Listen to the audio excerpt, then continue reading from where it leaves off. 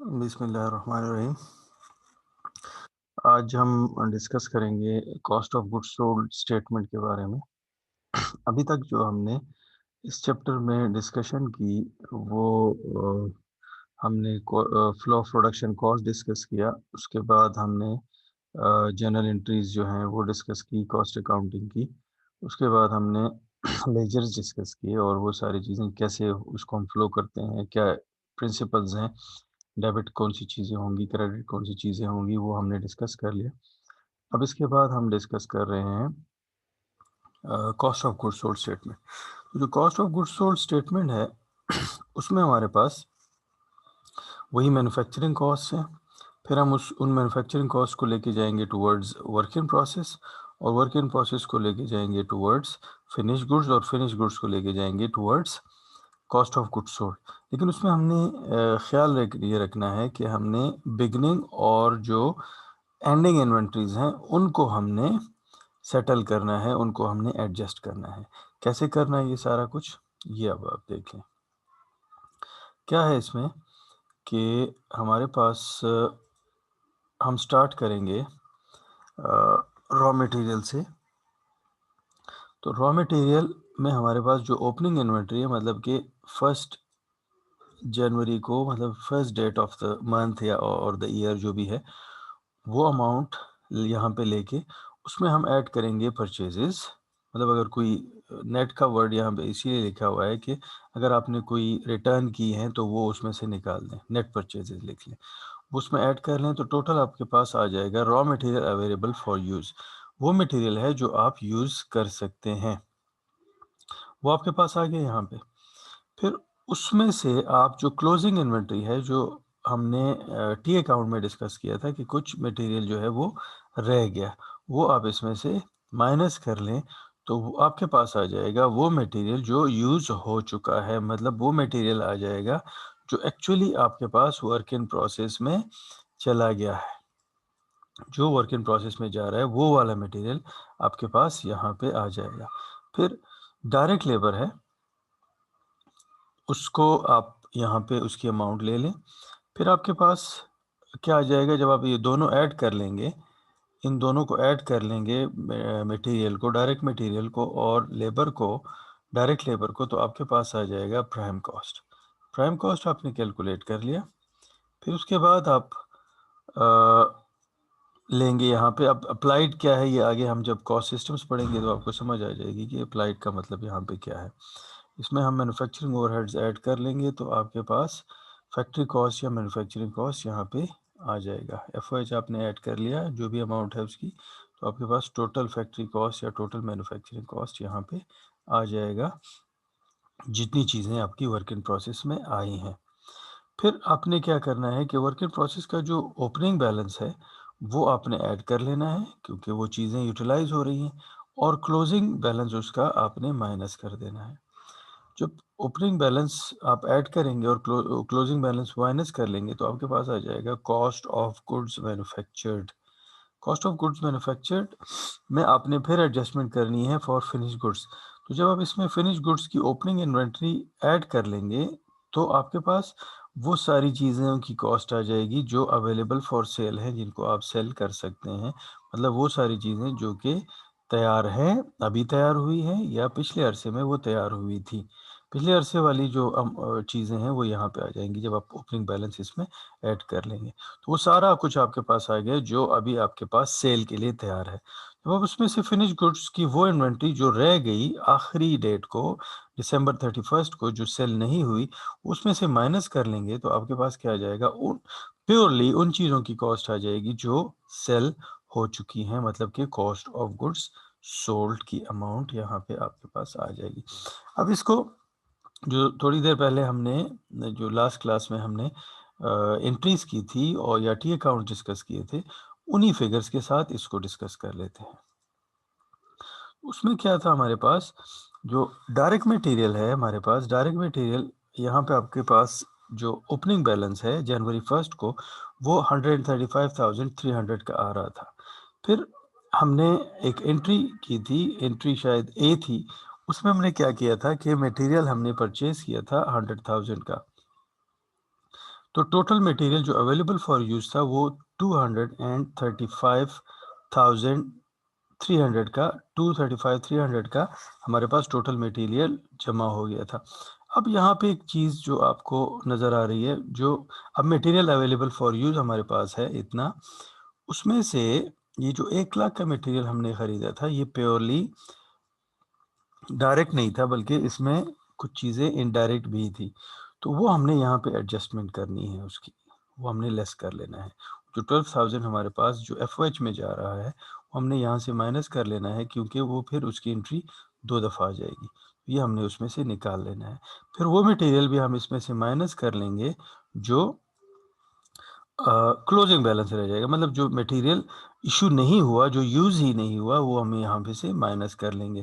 तो हमारे पास जो टोटल मटेरियल, जो डायरेक्ट मटेरियल है, जो वर्क इन प्रोसेस में चला गया, वो इतना है।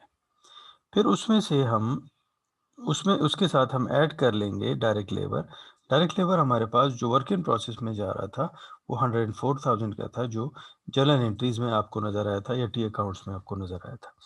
फिर फैक्ट्री ओवरहेड की ट्रीटमेंट हम कर लेते हैं। उसमें से 12,000 डायरेक्ट मटेरियल था, 24,000 इनडायरेक्ट मटेरियल 12,000 था, 24,000 का इनडायरेक्ट लेबर था, और फिर इंश्योरेंस और डिप्रिसिएशन और जनरल फैक्ट्री ओवरहेड्स मिला के सारा कुछ जो है वो बन गया था 84,840 का। ये रॉ मटेरियल जो है, ये फैक्ट्री ओवरहेड जो है, ये कमुलेट हो गई। जब हम इन तीनों चीज़ों को ऐड कर लेंगे तो हमारे पास जो चीज़ आएगी, जो इसको हम कहेंगे टोटल मैन्युफैक्चरिंग कॉस्ट। अगर आपको याद हो तो हमने चैप्टर नंबर 2 में मैन्युफैक्चरिंग कॉस्ट में 3 चीज़ें पढ़ी थी: डायरेक्ट मटेरियल, डायरेक्ट लेबर और फैक्ट्री ओवरहेड्स। डायरेक्ट मटेरियल आ गया, डायरेक्ट लेबर आ गया और फैक्ट्री ओवरहेड्स आ गया। तो टोटल मैन्युफैक्चरिंग कॉस्ट हमारे पास ये आ रही है 268,840 की। फिर इसमें हम वर्क इन प्रोसेस की ओपनिंग इन्वेंट्री हम ऐड करेंगे, जो हमने ली है बैलेंस शीट से, पिछले साल के बैलेंस शीट से हमने जो एंडिंग बैलेंस था पिछले साल का, वो हमने यहाँ पे यूज़ कर लिया एज अ ओपनिंग बैलेंस। तो वो हमने ले लिया 234,300 की ओपनिंग इन्वेंट्री है। वो जो हमने ऐड कर लिया, तो अब ये चीज़ें जो है 583,000, ये हमारे पास वो चीज़ें हैं जो अवेलेबल हैं फॉर मैन्युफैक्चरिंग। ये सारी चीज़ों की कॉस्ट है जो हम मैन्युफैक्चर कर सकते हैं। उसमें से हम फिर वो इन्वेंट्री माइनस कर लेंगे जो तैयार नहीं हुई। तो जब हम ये माइनस कर लेंगे तो प्योरली वो इन्वेंट्री आ जाएगी जो मैन्युफैक्चर हो चुकी है। ये चीज़ जाएगी 320,000 की अमाउंट जो है, ये जाएगी फिनिश गुड्स में। अब मसला ये है कि फिनिश गुड्स में हमारे पास 1 जनवरी को कुछ चीज़ें ऑलरेडी पड़ी हुई थी, तो वो हमने एडजस्ट करनी है, वो हमने ऐड कर ली। तो अब हमारे पास ये 388,700 की इन्वेंट्री जो है, ये वो है जो तैयार है और सेल हो सकती है, मतलब सेल के लिए तैयार है, cost of goods available for sale. अब उसमें से कुछ चीज़ें ऐसी हैं जो सेल नहीं हो सकी 31 जनवरी को, वो जनवरी 31 को मंथ एंड आ गया और वो सेल नहीं हुई, तो वो हमने माइनस कर ली। वो हमने माइनस कर ली तो हमारे पास कॉस्ट ऑफ गुड्स सोल्ड जो है वो रह गया 288,000, जिसको हम लेके जाएंगे इनकम स्टेटमेंट में। यहाँ पे आप इन की डिस्क्रिप्शन भी देख सकते हैं। The direct material section is made up of beginning material inventory, purchases and ending inventory of material with an adjustment for, adjustment हमने की है इनडायरेक्ट मटेरियल्स की, क्योंकि अगर हम यहाँ पे भी ले लेते, ये जो 1 लाख की अमाउंट आ रही है इसमें इनडायरेक्ट मटेरियल भी था, तो उस वो अमाउंट फिर डबल आ जाती, जो हमारे लिए प्रॉब्लम क्रिएट कर सकती थी, इसलिए हमने इसके लिए एडजस्टमेंट की। The direct labour section indicates the cost of labor that can be identified directly with, मतलब ये डायरेक्ट कॉस्ट है, डायरेक्ट लेबर कॉस्ट है। फिर उसके बाद factory overhead includes all cost that are indirectly involve in the manufacturing of the products. ये सारी चीज़ें फिर रेफरेंसेस दिए गए। Total manufacturing cost incur during the period are adjusted for the work in process inventories at the beginning. यहाँ पे ये work in process के लिए एडजस्टमेंट्स हो गई। फिर 5 में आपकी फिनिश गुड्स के लिए एडजस्टमेंट्स हो गई, और फाइनली आपके पास जो अमाउंट आ रही है जिसमें हम इंटरेस्टेड है, that is cost of goods sold off 288,000। फिर इसके बाद हमारे पास जो नेक्स्ट चीज़ आ रही है दैट इज़ कॉस्ट सिस्टम्स। अब कॉस्ट सिस्टम्स क्या है? Cost systems are design to monitor the cost incurred by a business. हम मॉनिटर करना चाह रहे हैं कि एक बिजनेस की टोटल कॉस्ट कितनी आई है, उसके लिए हम कुछ कॉस्ट सिस्टम डिज़ाइन करते हैं। तो कॉस्ट सिस्टम हम दो बेसिस पे डिज़ाइन कर सकते हैं, on the basis of measurement of costs and on the basis of allocation of cost elements. तो अगर हम इसको कैलकुलेट करें on the basis of measurement of cost, तो हमारे पास तीन सिस्टम्स बनते हैं, एक्चुअल कॉस्ट सिस्टम और हिस्टोरिकल कॉस्ट सिस्टम, फिर स्टैंडर्ड कॉस्ट सिस्टम और हाइब्रिड कॉस्ट सिस्टम। तीन सिस्टम हमारे पास बन जाते हैं। फिर जब हम इसको देखते हैं, डिज़ाइन करते हैं on the basis of allocation of cost element, हमारे पास फिर तीन सिस्टम्स बन जाते हैं, absorption costing, variable costing and prime costing. अब इन 6 सिस्टम्स को डिस्कस कर लेते हैं। जो पहला सिस्टम है हमारे पास, on the basis of measurement of cost जो है, पहला सिस्टम जो हमारे पास है वो एक्चुअल कॉस्ट सिस्टम या historical cost system. Actual cost system क्या है?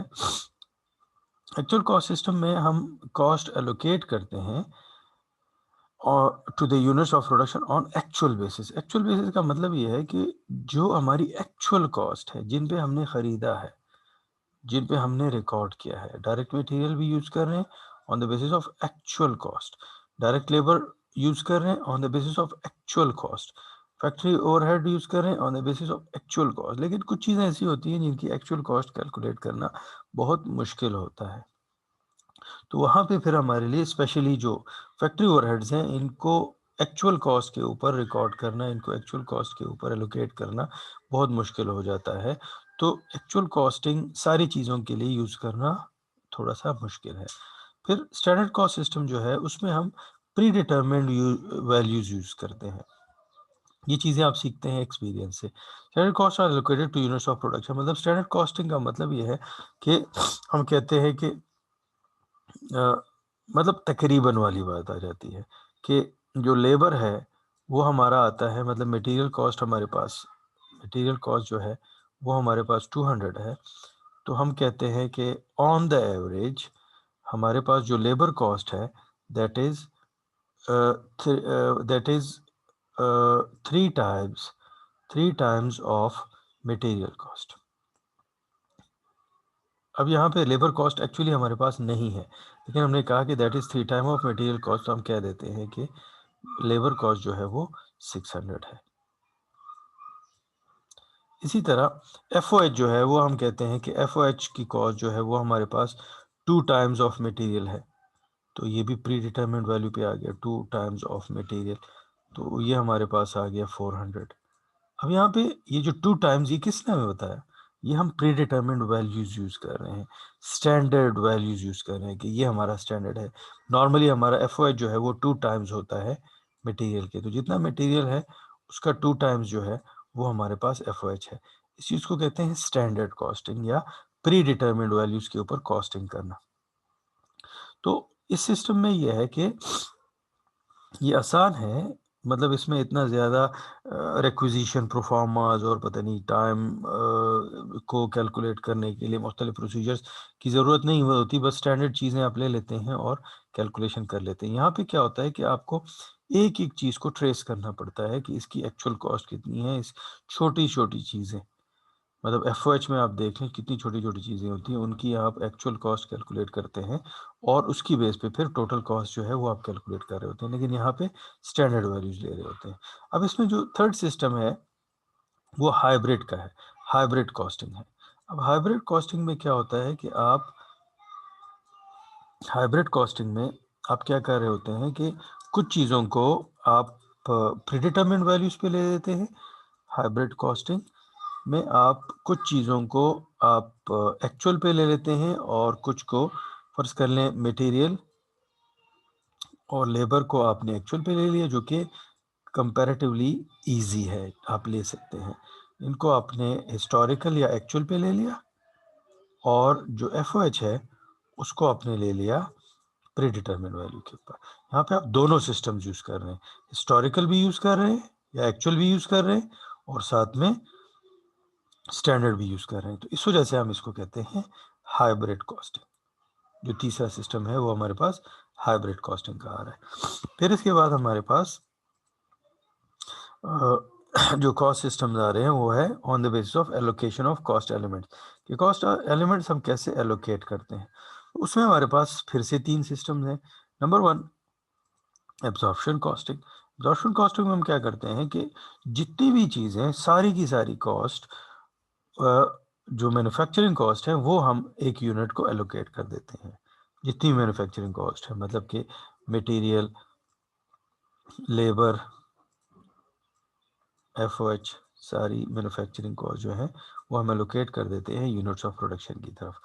फिर वेरिएबल कॉस्टिंग क्या है, या डायरेक्ट कॉस्टिंग भी इसको कहा जाता है। यहाँ पे हम एलोकेशन करते हैं लेकिन सिर्फ वेरिएबल मैन्युफैक्चरिंग कॉस्ट जो है वो हम एलोकेट कर देते हैं। वेरिएबल मैन्युफैक्चरिंग कॉस्ट आ जाते हैं आपके पास मटेरियल, लेबर और सिर्फ वेरिएबल एफओएच।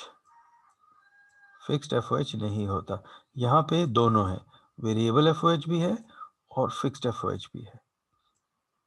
सारे के सारे एफओएच मटेरियल और लेबर आप एलोकेट करते हैं। यहाँ पे सिर्फ वेरिएबल एफओएच जो है वो आप एलोकेट करते हैं। तो इसको कहते हैं डायरेक्ट कॉस्टिंग या वेरिएबल कॉस्टिंग। फिर हमारे पास प्राइम कॉस्टिंग होती है। तो cost allocated to units of production include, यहाँ पे सिर्फ आप यूनिट ऑफ प्रोडक्शन की तरफ सिर्फ जो प्राइम कॉस्ट है वो एलोकेट करते हैं, मतलब कि मटेरियल और लेबर, उसको आप कहते हैं कि ये एक टोटल कॉस्ट है। लेकिन हम जो कॉस्ट सिस्टम यूज करेंगे वो एब्जॉर्प्शन कॉस्टिंग है। हम एब्जॉर्प्शन कॉस्टिंग यूज करेंगे। और यहाँ पे जो लास्ट सिस्टम्स हैं जो थोड़ी देर पहले हमने डिस्कस किए, उसमें हम एक्चुअल कॉस्ट सिस्टम हम यूज करेंगे मटेरियल और लेबर के लिए, और स्टैंडर्ड कॉस्ट सिस्टम हम यूज करेंगे एफओएच के लिए, मतलब हम हाइब्रिड कॉस्ट सिस्टम यूज करेंगे। और यहाँ पे हम जो फोकस है हमारा वो एब्जॉर्प्शन कॉस्टिंग के ऊपर होगा। फिर इसकी कंपैरिजन आ जाती है हमारे पास वेरिएबल कॉस्टिंग और एब्जॉर्प्शन कॉस्टिंग की। तो variable product cost consist of direct material, direct labour और वेरिएबल मैन्युफैक्चरिंग ओवरहेड्स। इसको हम कहते हैं वेरिएबल कॉस्टिंग। सिर्फ वेरिएबल कॉस्ट जो है वो एलोकेट किए जा रहे हैं। दूसरी तरफ हमारे पास जो एब्जॉर्प्शन कॉस्टिंग है, product cost consist of direct material, direct labour, variable manufacturing overhead and fixed manufacturing overhead. मतलब कि मैन्युफैक्चरिंग ओवरहेड जो है वो सारे के सारे आपने एलोकेट कर देने हैं। इसको हम कहते हैं एब्जॉर्प्शन कॉस्टिंग। तो हम एब्जॉर्प्शन कॉस्टिंग को फॉलो करेंगे, सारे के सारे एफओएच जो है वो हम एलोकेट करेंगे। फिर इसके बाद हमारे पास जो कॉस्ट सिस्टम है उसकी क्लासिफिकेशन क्या है, कुछ नए सिस्टम्स भी आ जाएंगे इसमें, तो वो डिस्कस कर लेते हैं। डायरेक्ट मटेरियल, डायरेक्ट लेबर, मतलब ये एलोकेशन ऑफ कॉस्ट एलिमेंट्स है। और स्टैंडर्ड या हिस्टोरिकल अमाउंट्स जो हैं, प्री डिटरमिन्ड अमाउंट्स या स्टैंडर्ड अमाउंट्स हैं, वो आपको इस साइड पे नज़र आ जाएंगे यहाँ पे कि कौन से अमाउंट्स आप यूज़ कर रहे हैं। और यहाँ पे इस साइड पे वो हॉरिजॉन्टली आपको नज़र आ जाएगा कि आप क्या क्या एलोकेट कर रहे हैं। तो अगर आप डायरेक्ट मटेरियल और डायरेक्ट लेबर एलोकेट कर रहे हैं और साथ में आपके पास हिस्टोरिकल अमाउंट है, तो इसको हम कह सकते हैं है। तो यहाँ से अगर आप देखें तो ये प्राइम कॉस्टिंग है, on the basis of allocation of resources जो है ये प्राइम कॉस्टिंग है। लेकिन इस साइड से अगर आप हिस्टोरिकल अमाउंट्स के ऊपर कर रहे हैं तो एक्चुअल कॉस्टिंग इसको कहेंगे, तो इसका नाम पड़ जाएगा एक्चुअल प्राइम कॉस्टिंग। फिर इसी तरह अगर आप direct material, direct labour use करें तो यहाँ से तो आप प्राइम कॉस्ट यूज कर रहे हैं, प्राइम कॉस्टिंग यूज कर रहे हैं। लेकिन यहाँ पे अगर आप historical amount for direct material and direct labour, मतलब हाइब्रिड कॉस्टिंग यूज कर रहे हैं, प्री डिटरमिन्ड फॉर एफओएच, तो एफओएच तो यहाँ पे है ही नहीं, तो यह इसको हम एक्चुअल प्राइम कॉस्टिंग इसको भी कहेंगे, क्योंकि एफओएच तो यहाँ पे है ही नहीं। यहाँ पे एफओएच की कोई एंट्री नहीं है अगर ऊपर आप देखें, तो इस वजह से हम इसको एक्चुअल प्राइम कॉस्टिंग ही कहेंगे। फिर अगर आप डायरेक्ट मटेरियल और डायरेक्ट लेबर को यूज कर रहे हैं और प्योरली प्री डिटरमिन अमाउंट्स को यूज कर रहे हैं, तो आप स्टैंडर्ड प्राइम कॉस्टिंग यूज कर रहे हैं। क्योंकि प्री डिटरमिन अमाउंट जब हम यूज करते हैं तो उसको हम स्टैंडर्ड कॉस्टिंग कहते हैं। तो स्टैंडर्ड प्राइम कॉस्टिंग। फिर इसी तरह डायरेक्ट मटेरियल, डायरेक्ट लेबर और वेरिएबल ओवरहेड्स अगर आप यूज कर रहे हैं तो इसको हम, और हिस्टोरिकल अमाउंट साथ में यूज कर रहे हैं, तो इसको हम कहेंगे एक्चुअल। ये तो डायरेक्ट कॉस्टिंग हो रही है, क्योंकि वेरिएबल कॉस्ट आप यूज कर रहे हैं तो इसको आप वेरिएबल कॉस्टिंग या डायरेक्ट कॉस्टिंग कह रहे हैं। तो ये आ जाएगा एक्चुअल डायरेक्ट कॉस्टिंग। फिर अगर आप हिस्टोरिकल अमाउंट्स डायरेक्ट मटेरियल के लिए यूज़ कर रहे हैं और डायरेक्ट लेबर के लिए, और एफओएच के लिए आप यूज़ कर रहे हैं प्री डिटरमिन्ड, तो यहाँ पे आपके पास आ जाएगा हाइब्रिड, इस तरफ से हाइब्रिड और इस तरफ से वेरिएबल कॉस्टिंग। तो हाइब्रिड कॉस्टिंग सिस्टम है आपके पास। फिर इसी तरह प्री डिटरमिन्ड वैल्यूज यूज़ कर रहे हैं और वेरिएबल कॉस्ट यूज़ कर रहे हैं, तो स्टैंडर्ड डायरेक्ट कॉस्टिंग या स्टैंडर्ड वेरिएबल कॉस्टिंग। फिर जब आप सारी की सारी चीज़ें यूज़ कर रहे हैं, मटेरियल, लेबर और फिक्स्ड और वेरिएबल एफओएच सब, तो इसको हम कहेंगे एक्चुअल एब्जॉर्प्शन कॉस्टिंग। हम ज़्यादातर ये सिस्टम यूज़ करेंगे, दुनिया में ये सिस्टम ज़्यादा यूज़ होता है। फिर अगर आप हाइब्रिड यूज़ करें तो हाइब्रिड एब्जॉर्प्शन कॉस्टिंग, यहाँ से तो आपके पास एब्जॉर्प्शन कॉस्टिंग आ रही है या हिस्टोरिकल कॉस्टिंग आ रही है। इसको हम हाइब्रिड, यहाँ पे एक्चुअल, यहाँ पे हाइब्रिड एब्जॉर्प्शन कॉस्टिंग, और यहाँ पे स्टैंडर्ड। अगर आप सारी की सारी अमाउंट जो है वो प्री डिटरमिन्ड वैल्यूज पे ले रहे हैं तो स्टैंडर्ड एब्जॉर्प्शन कॉस्टिंग आ जाती है। तो नए नाम भी आपके पास आ सकते हैं कॉस्ट सिस्टम्स के। फिर इसके बाद कॉस्ट एकमुलेशन हम डिस्कस कर लेते हैं कि कॉस्ट एकमुलेशन क्या है। तो ये सिस्टम जो है ये डिफाइन करते हैं कि how we gather cost and accumulate, कैसे हम कॉस्ट एलिमेंट्स को गैदर करते हैं और उसको एकमुलेट करते हैं।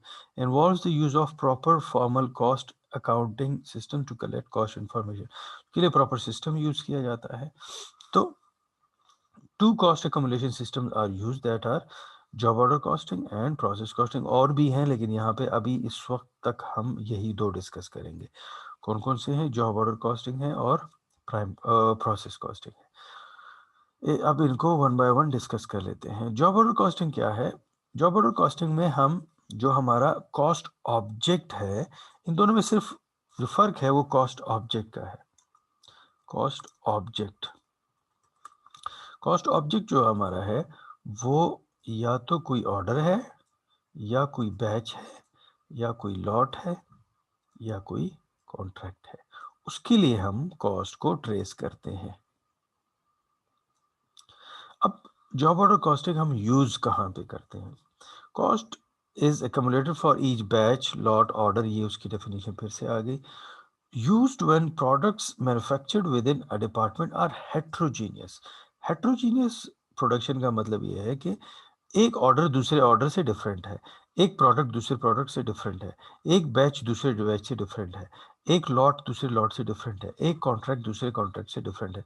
जैसे कि आप कोई लोगों के लिए घर बनाते हैं, बिल्डर हैं आप, तो जब आप बिल्डर हैं तो एक की रिक्वायरमेंट कुछ और होगी, दूसरे की रिक्वायरमेंट कुछ और होगी। तो इसके लिए हम फिर जॉब ऑर्डर कॉस्टिंग यूज़ करेंगे। जॉब ऑर्डर कॉस्टिंग हम उस वक्त यूज़ करते हैं जब हमारे पास जो प्रोडक्शन है या जो भी चीज़ों में हम इंटरेस्टेड हैं, हमारा कॉस्ट ऑब्जेक्ट, एक कॉस्ट ऑब्जेक्ट दूसरे कॉस्ट ऑब्जेक्ट से डिफरेंट है, एक ऑर्डर दूसरे से डिफरेंट है, एक कॉन्ट्रैक्ट दूसरे से डिफरेंट है। तो अगर आप बिल्डर हैं तो एक घर जो है, हाउस नंबर 1 आपने बना लिया, तो house number 1 is different and house number 2 is different. तो हाउस नंबर 1 के लिए आपका एक कॉन्ट्रैक्ट है, उसके लिए आप अलग कॉस्ट एकमुलेशन करेंगे, और हाउस नंबर 2 के लिए आप अलग कॉस्ट एकमुलेशन करेंगे। तो इसको हम कहते हैं job order costing. Order costing कर रहे थे, मतलब कि किसी जॉब के लिए, जॉब मीन्स कोई ख़ास किसी का अपनी कॉन्ट्रैक्ट है, या किसी ऑर्डर के लिए कॉस्टिंग करते हैं। वर्कशॉप है आपके पास, एक ऑर्डर दूसरे ऑर्डर से डिफरेंट है। कंस्ट्रक्शन इंजीनियर हैं आप, एक जो आप डिज़ाइन बना रहे हैं दूसरे से डिफरेंट है। तो आप सबको एक जैसा चार्ज नहीं कर सकते। जब एक से जैसा चार्ज नहीं कर सकते तो उसके लिए फिर कॉस्टिंग भी आप डिफरेंट करेंगे। कंप्यूटर प्रोग्रामर्स हैं, म्यूज़िक कंपोजर्स हैं, वो मुख्तलिफ इसके आ सकते हैं। तो इसके लिए हम जॉब ऑर्डर कॉस्टिंग यूज़ करेंगे। अगला चैप्टर हमारा इसी के ऊपर है, job order costing. Job order costing को रिपीट कर लेता हूँ। Cost is trace to an individual, cost की ट्रेसिंग हम करते हैं फॉर कॉस्ट ऑब्जेक्ट। तो कॉस्ट ऑब्जेक्ट हमारे पास यहाँ पे क्या है?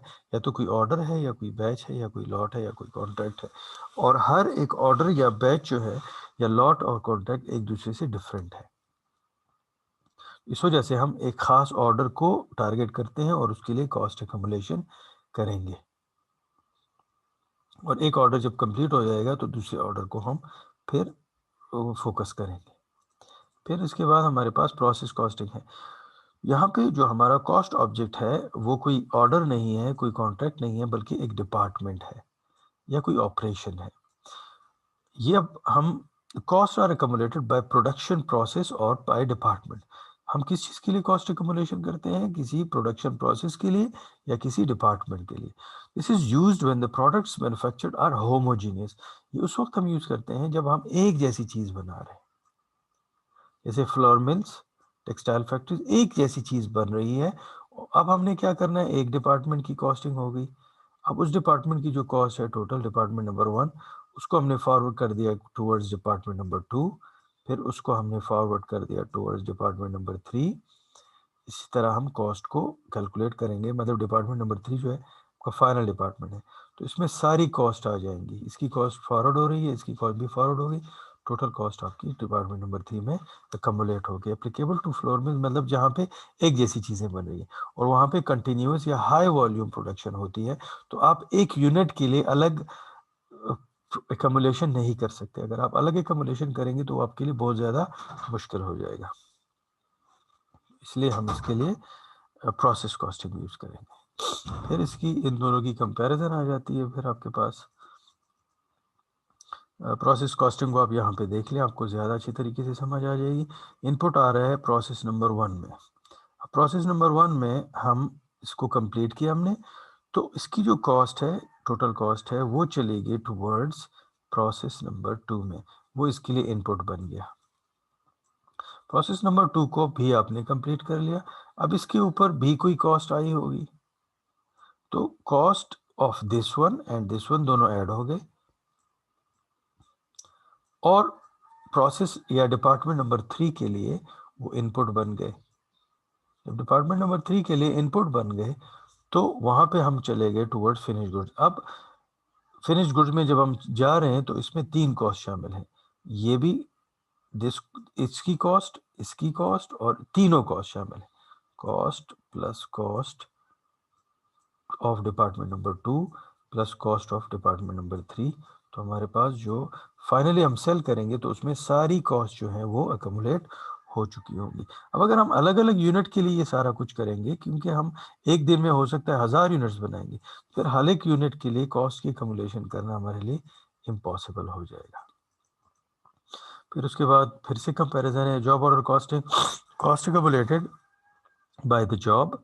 जॉब के लिए, किसी खास जॉब या ऑर्डर के लिए हम करते हैं। Work in process has job cost sheets. हम हर एक जॉब के लिए जॉब कॉस्ट शीट्स बनाएंगे for each job. Many unique high cost jobs हैं, आपके पास यूनिक जॉब्स हैं, एक जॉब दूसरी जॉब से अलग है। Jobs build to customer order, customer का ऑर्डर है, उसके लिए आप जॉब्स आप बना रहे हैं उसकी ज़रूरत के मुताबिक। लेकिन प्रोसेस कॉस्टिंग में क्या है, कॉस्ट अकमुलेटेड बाय डिपार्टमेंट और process. Work in process has production report. हर एक डिपार्टमेंट के लिए या हर एक बैच के लिए हम क्या करेंगे, प्रोडक्शन रिपोर्ट बनाएंगे। Few identical low cost products हैं हमारे पास, आइडेंटिकल प्रोडक्ट्स हैं और उसकी कॉस्ट जो है वो कम है। अगर हम अलग के लिए करेंगे हमारी कॉस्ट बहुत ज़्यादा बढ़ जाएगी। Units continuously produce for inventory in automated process. बहुत ज़्यादा यूनिट्स जो हैं वो प्रोड्यूस हो रहे हैं। इस चैप्टर में हमारे पास इतनी चीज़ें थी। ये प्रोसेस कॉस्टिंग और जॉब ऑर्डर कॉस्टिंग हम दोबारा से भी डिस्कस करेंगे चैप्टर नंबर 5 और चैप्टर नंबर 6 में। इनके न्यूमेरिकल्स भी करेंगे तो आपको और ज़्यादा अच्छे तरीके से समझ आ जाएगी। चलिए इंशाल्लाह फिर नेक्स्ट लेक्चर में आपसे मुलाकात होती है। कि अल्लाह हाफिज़।